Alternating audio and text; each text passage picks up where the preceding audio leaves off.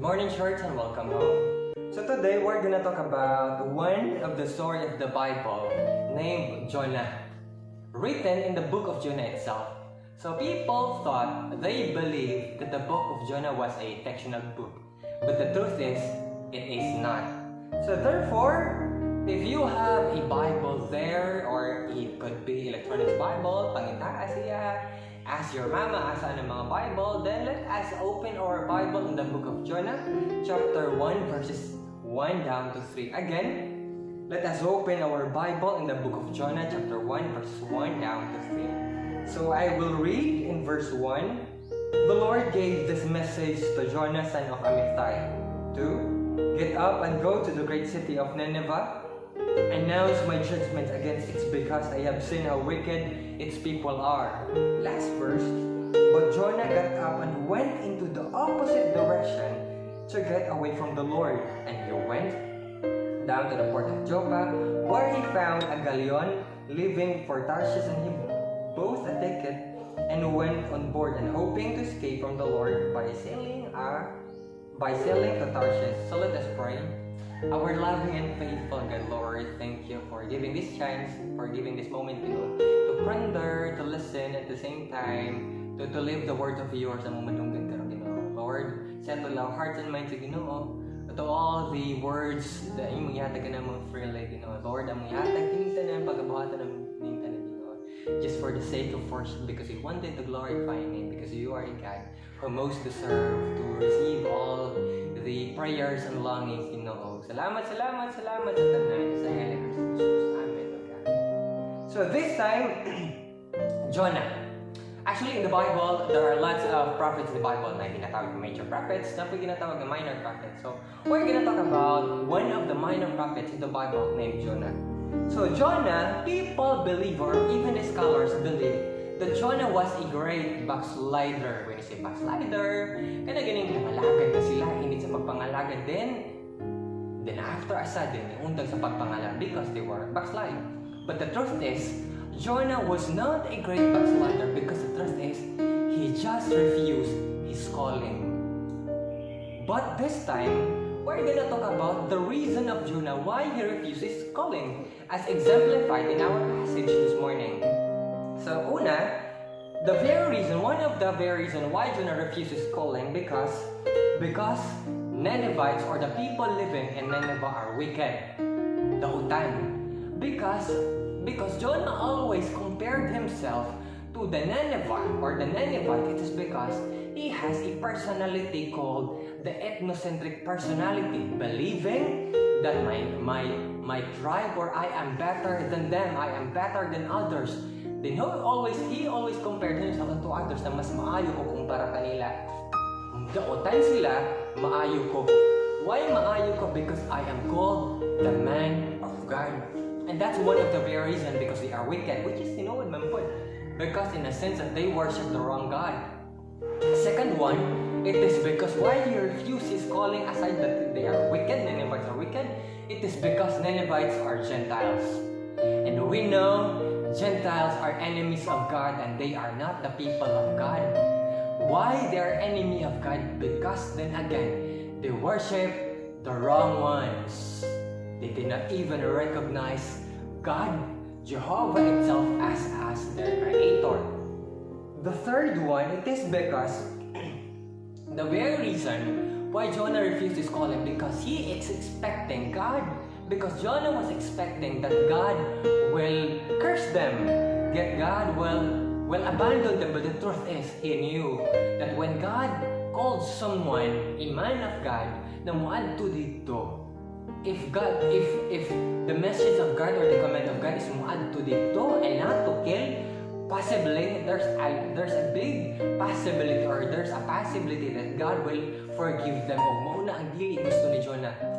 And the very last reason why Jonah refused his calling, it is because there's a problem in the past na wala nasulban until karon. The problem is that one day, the place sa ilang mga katigulangan, gigera sa mga Syrian people, taga Syria. Then it happens that Syria won the fight, won the battle. Then suddenly, ang ilang mga kaliwatan gipangpatay ug ilang kayutaan gipangkuha kayutanan even kabtang gipangkuha sa mga Syrian people. So therefore, the Syrian people owned their possession. Then what happened next? A year after, ang mga Assyrian na pod people gisulong na pod ang Syria. Then it happens na lang pod that the Assyria defeated the Syrian people. So to make the story short, ang yuta na gipanagiyan sa Israel gikuha sa Syria, then ang Syria na po napindi na po sa Assyria. So therefore, ang yuta na po sa Israel na napasa sa Syria, napasa na po sa Assyria. And we know that Nineveh is the center of the place. It's one of the, what's the term ba to? I forgot. Because Nineveh is a center place of Assyria. And that's the very reason nga nung si Jonah, he refused his call, he refused his duty. It is because kining mga Assyrian people, sila ay nagdumala sa yuta na gipanagiyahan sa mga tao, sa mga Israel before. And it happens na lang he refused his call. Then what happened next? Nanglaya siya, then God said, adto dito, but then, niadto siya sa lahi na direction. And it happens na lang, it is because he refused his call, he went down, and down. So, una, he went down to the port of Joppa.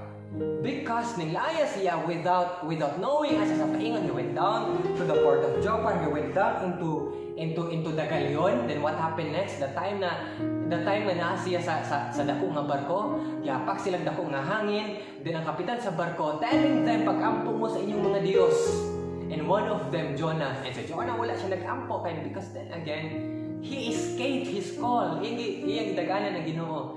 Then even the captain who are a gentle, consider nga daotan sa iyong mata, ingon siya pag-ampo sa imong Dios. Then to make the story short, the very reason nga nung gibagyo sila, ang ilang barko gyapon kapag because of Jonah, because he sinned against God. To make the story short, ingon si Jonah, para mahunong ning bagyo ilabay ko sa dagat. Ingon ang kapitan, no, it is because wala kay gibot nga daotan sa ako Ingon siya, leave it to me, ilabay ko sa dagat, it is because it is my mistake, because I sinned against my God. Then after asading ilabay siya sa dagat, he went down into the sea. And even he went down to the deepest part of the sea, and he was eaten by the big fish. And after while he was in the belly of wine, sa dako nga isda, he prayed to God for 3 days. He prayed to God, and people was na mga tao believing that he died. Ang uban pod, wala siya namatay. But what matters was he prayed to God at that time. Then after 3 days, gisuka siya sa isda. Kung imong tanawon ba, if you refuse your call, una ato sa Joppa. Then una ato sa Joppa, ato siya sa pantalan, ato siya sa dagat. Pag ato sa dagat, ilabay na po siya sa tubig, mag-ikaon siya sa isda, isuka na po siya sa isda. Kung imong tanawon, if you refuse your calling di ay sa Ginoo, dili ka magdugay anang lugar. The truth is, isuka man ka sa tanan, even if isuka man ka sa tanan, murag kung sa gamiton pa nato sa English term, if the world vomits you, God accepted you. Di ba kung imong tanawon, he refused his call. Niadto siya sa daghang mga lugar. At the end of the day, iyang gilayasan nga lugar dito lagapon siya gisuka sa isda. Because the truth is, because the truth is delayed doesn't mean denied. No matter how many times you refuse your call, dito nagapon ka maadto. It is because our call is our goal. So if you are you feeling nimo na mahulong sa ko sa pagpangalagad, if diha ka gibutang sa Ginoo, then diha jud ka mapaingon. Then again, let us learn from the life of Jonah. He is not a backslider. He just refused his call. But after a sudden, at the end of the day, iyang giatubang o iyang gi-embrace ang calling sa Ginoo that intended for them o dito siya namunga. So, if you are nabugno sa pagpangalagad, remember your call because our call is our